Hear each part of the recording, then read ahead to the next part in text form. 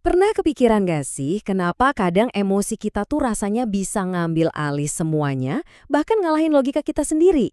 Nah, dalam pembahasan buku Kecerdasan Emosional karya Daniel Goleman kali ini, kita bakal bedah tuntas bagian pertamanya yang paling fundamental, otak emosional.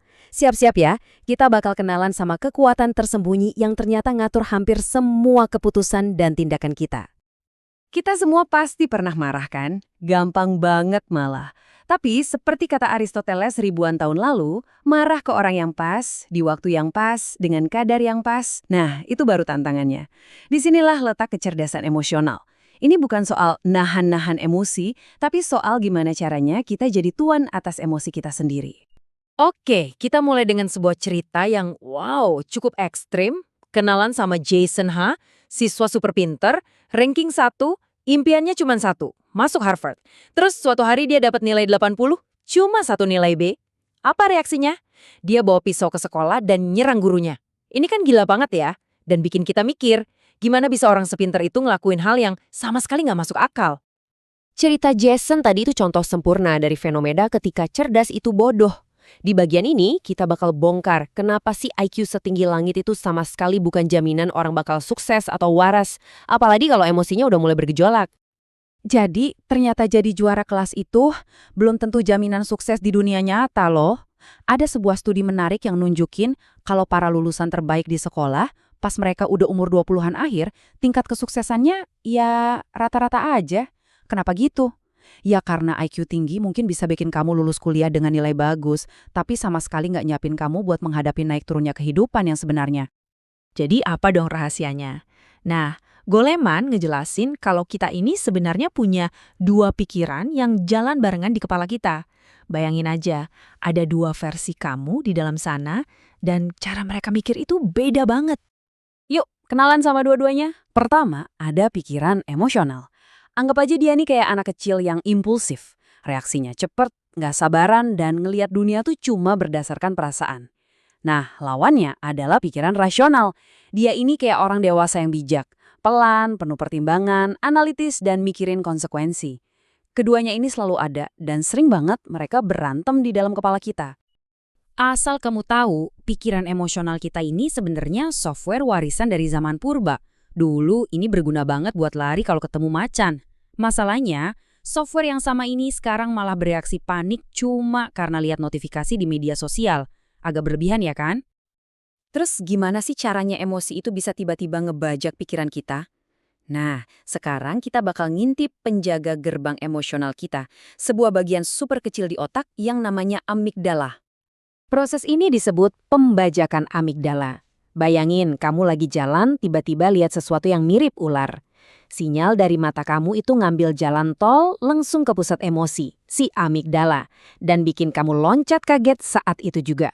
Baru sepersekian detik kemudian, sinyalnya nyampe ke otak rasional kamu yang bilang, oh ternyata cuma tali. Tapi ya kamu udah keburu loncat duluan.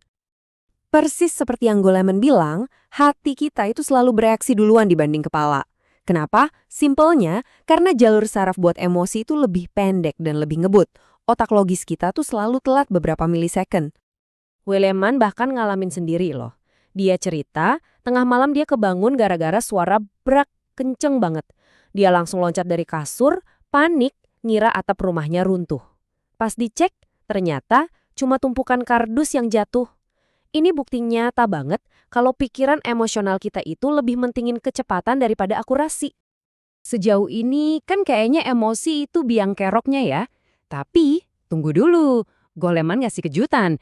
Gimana kalau ternyata emosi itu bukan musuh dari logika, tapi justru partner kerjanya yang paling penting.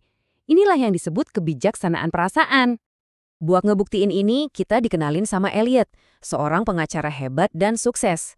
Setelah operasi otak, terjadi sesuatu yang aneh banget.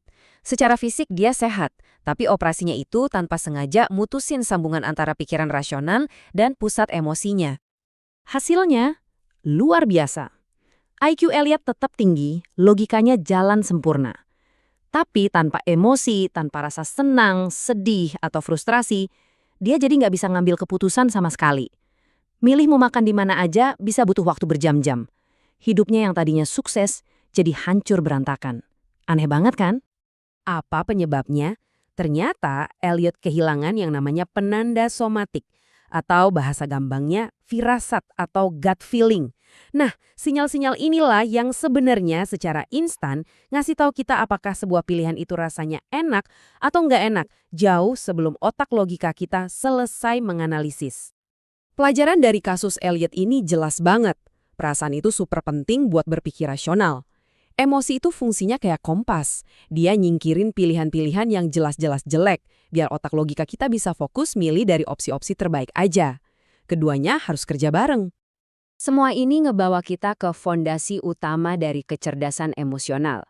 Kalau kita mau bisa ngendaliin emosi, langkah pertamanya itu sederhana, tapi dalam banget, yaitu kenali dirimu sendiri. Ada cerita Zen yang pas banget soal ini.